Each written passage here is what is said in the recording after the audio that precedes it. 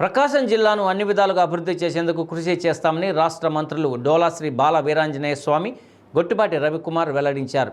ఒంగోలులోని జిల్లా పరిషత్ కార్యాలయ సమావేశ హాల్లో జరిగిన ప్రకాశం జిల్లా పరిషత్ సర్వసభ్య సమావేశంలో మంత్రులు పాల్గొన్నారు. ఈ సమావేశానికి జిల్లా పరిషత్ చైర్పర్సన్ బూచేపల్లి వెంకయ్యమ్మ అధ్యక్షత వహించారు.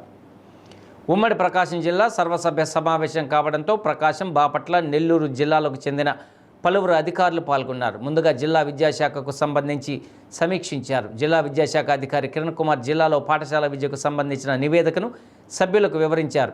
రాష్ట్ర సాంఘిక సంక్షేమ శాఖ మంత్రి డోలా శ్రీ బాల వీరాంజనేయ స్వామి మాట్లాడుతూ, గత ప్రభుత్వ నిర్వాహకం కారణంగా మూతపడిన పలు పాఠశాలలను తమ ప్రభుత్వం తిరిగి తెరిచేలా చూసిన విషయాన్ని గుర్తు చేశారు.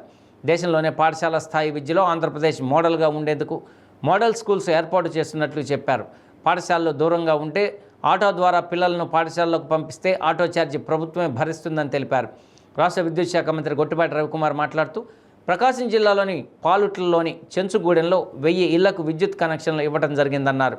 మరో 750 ఇళ్లకు విద్యుత్ ఇచ్చే విషయమై ఫారెస్ట్ టైగర్ జోన్ నుండి అనుమతి లేకపోవడంతో ఆ ప్రతిపాదన తాత్కాలికంగా ఆగిందన్నారు. జిల్లాలో విలువైన ట్రాన్స్ఫార్మర్లు దొంగతనాలకు గురి కావడం సమావేశంలో చర్చకు వచ్చింది. ట్రాన్స్ఫార్మర్లలో రాగి తీగ చోరీకి గురి కావడంపై ఎలాంటి చర్యలు తీసుకుంటున్నారని విద్యుత్ సంస్థ ఎస్ఈ వెంకటేశ్వర్లను ప్రశ్నించారు. మంత్రి స్వామి జోక్యం చేసుకుంటూ పోలీసుల వెంటబడి విద్యుత్ ట్రాన్స్ఫార్మర్ దొంగల ఆట కట్టించాలని ఆదేశించారు. దొంగతనాలకు పాల్పడిన వారిని గుర్తించి వారి నుండి రికవరీ చేయాలన్నారు. ఈ సమావేశంలో ఉమ్మడి ప్రకాశం జిల్లాకు చెందిన శాసనసభ్యులు Damacharla Janardhan Rao, BN Vijayakumar, Mukku Ugra Narasimha Reddy, Muttumula Ashok Reddy, Bucheppalli Sivaprasad Reddy, MM Kondaiah, Inturi Nageswara Rao, AP maritime board chairman Damacharla Satya, ఎమ్మెల్సీలు మాధవరావు, చంద్రశేఖర్ రెడ్డి, ప్రకాశం జిల్లా జాయింట్ కలెక్టర్ గోపాలకృష్ణ, బాపట్ల జిల్లా జాయింట్ కలెక్టర్ ప్రకాష్ జైన్, జిల్లా పరిషత్ సిఇఓ చిరంజీవి తదితరులు పాల్గొన్నారు.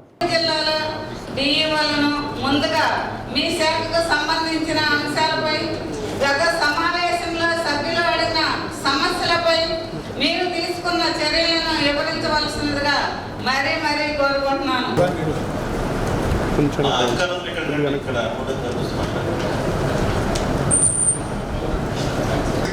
స్కూల్ టీచర్స్ పెరుగుతారు, స్ట్రెంత్ కూడా ఒకసారి ఉంటే స్ట్రెంత్ ఉంటే స్కూల్ నిలబడేది. ఒకసారి ఏమవుతుందంటే ఒక టీచర్, ఇద్దరు టీచర్లు ఉన్నారు, పిల్లలు వచ్చేదానికి ఇద్దరు ముగ్గురు ఉన్నారు. అందుకని మెర్జీ చేస్తే దగ్గర ఉంది. అది కూడా 3 కిలోమీటర్లు 4 కిలోమీటర్లు ఉంటే మళ్ళీ ఎడ్యుకేషన్ దూరం అవుతారు. మీరు చెప్పినట్టు ఇద్దరు ముగ్గురు పిల్లలు ఉండి 3 కిలోమీటర్ల దూరంలో ఉంటే స్కూల్ మెర్జీ. దానికి మాకు కూడా ప్రాబ్లం వచ్చింది. కింద గ్రౌండ్ లెవెల్లో ఆ ఊరు 3 కిలోమీటర్లు ఉంది, మేము పంపిన పిల్లలు అవసరం స్కూల్ మార్పిస్తాం అనేది ఉండదు. అందుకని కిలోమీటర్ పెట్టాం. కానీ వీళ్ళైతే 1 కిలోమీటర్ ఫాలో కావాలి. అసలు మీరు చెప్పింది కనుక 1 కిలోమీటర్ తప్పనిసరిగా ముగ్గురు నిల్వలు ఉంటారు కాబట్టి కిలోమీటర్ ఫాలో అవుతుంది. అది మీరు చెప్తే కొంత క్లారిటీ వస్తుంది. రెండోది డిస్టెన్స్ ఉన్నప్పుడు ఎమ్మెల్సీ గారినప్పుడు 5 స్కూల్స్ ఒక పంచాయతీ కదా క్రైటీరియా. మీరు డిస్టెన్స్ సపోజ్ కొంచెం దూరంగా 2 ఎస్సీ కాలనీలు, బీసీ ఎస్సీ కాలనీలు ఒక చోట 20 మంది, ఒక చోట 35 మంది, లేదా ఒక చోట 25, ఒక చోట 45 ఉండొచ్చు. అది రెండు ఒక చోట పెడితే రెండు మోడల్ స్కూల్స్ కూడా స్టార్ట్ చేస్తారు. బ్యాచ్ వర్క్స్ అన్నా కూడా మినిమం స్టార్ట్ చేయకపోతే పబ్లిక్ ఇబ్బంది అవుతుంది. మనకు మార్చిలో ఫండ్స్ వస్తాయి, రోడ్స్ కూడా శాంక్షన్ అవుతున్నాయి. మాట్లాడాము, ఎక్కడ ఉన్నాయి, ఎక్కడ అవ్వలేదు. బ్యాచ్ వర్క్ అనేది ఆ బ్యాచ్ వర్క్ అయినా కూడా క్వాలిటీగా లేదు. అవి మళ్ళీ పట్టుకేసి లాంగ్ వేసుకొని వస్తున్నాయి. సీరియస్గా తీసుకోండి.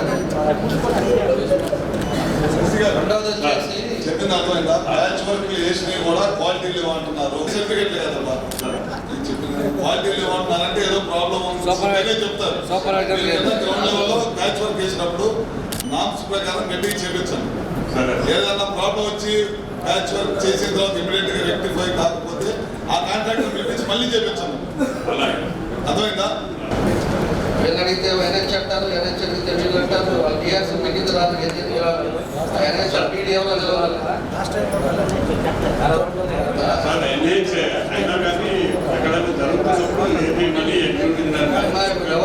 గవర్నమెంట్ వచ్చి 7 నెలలు అయిపోయింది. 7 నెలలకు ముందు 5 సంవత్సరాలు చూస్తున్నాం. అది మన కిమ్స్ హాస్పిటల్ రోడ్ నుంచి టౌన్లోకి వచ్చే దగ్గర ప్రతి మీరు ఆ రోడ్లో వస్తున్నారుగా, మీరు ముందు వస్తారు కదా, కనపడలేదు మనకి. ఎవరికైనా కూడా పబ్లిక్ ఇష్యూస్ మీద పబ్లిక్ ఇష్యూస్ ఉన్నారు కాబట్టి ఇంతమంది డిపార్ట్మెంట్ కూడా చూపుతూనే ఉంటారు. 7 నెలలు అయిపోయింది. సీరియస్నెస్ లేకపోతే అది ఇబ్బంది అవుతుంది. అది సీరియస్గా తీసుకోవడం. ఇవాళ జిల్లా పరిషత్ మీటింగ్ జరిగింది, బాగా జరిగింది. అన్ని సబ్జెక్టులు కూడా చర్చించామన్నమాట. లాస్ట్లో ఒకటి రెండు సార్ల ప్రోటోకాల్ విషయం మాట్లాడారు. గతంలో చేసింది అన్నీ కూడా వివరించడం కూడా జరిగిందన్నమాట. తప్పకుండా రాబోయే రోజుల్లో ఎట్లాంటి చిన్న చిన్న సమస్యలు ఉన్నా సరే సాల్వ్ చేసుకొని ముందుకెళ్తాం. జిల్లా పరిషత్లో చాలా చోట్ల మంచి కార్యక్రమాలు చేసాం అన్నమాట. అన్నింటి కూడా చర్చించాం. జిల్లాలో చేసే అభివృద్ధి కార్యక్రమాలు కానీ, హాస్టల్స్కి చాలా పెద్ద ఎత్తున డబ్బులు ఇచ్చింది కానీ, గుంటల రోడ్లకు పూడ్చడానికి కానీ, పవర్ కనెక్షన్స్ ఇచ్చింది కానీ, ఇవన్నీ కూడా చేసిన కార్యక్రమాలని, అన్నా క్యాంటీన్లు పెట్టడం కానీ ఈ ప్రభుత్వం వచ్చిన తర్వాత అన్నీ కూడా చేసాము. అన్నింటిని కూడా ప్రజలకు వివరించడం జరిగింది. ఇంకేదైనా సమస్యలు ఉన్నా సరే బాధ్యతగా అందరూ కూడా ఎన్నడూ లేని విధంగా social welfare, BC welfare, tribal welfare నుంచి మన జిల్లాకి దాదాపుగా భారీగానే దగ్గర 17 కోట్ల రూపాయలు రిపేర్లకు నిధులు వచ్చాయి. కొన్ని చోట్ల ప్రైవేట్ బిల్డింగ్స్ కూడా ఉంటే వాటిని టాయిలెట్స్ బెనిఫిట్స్కి కట్టించే వాళ్ళు కట్టించి ఇవ్వమంటాం కానీ లేదా షిఫ్ట్ చేయమంటాం కానీ చెప్పడం జరిగింది. గత ప్రభుత్వం చేసిన నిర్లక్ష్యం వల్ల పీఎం అజయ్ నుంచి కేంద్ర ప్రభుత్వం రావాల్సిన నిధులు పూర్తి స్థాయిలో నష్టపోతూ ఉన్నాం.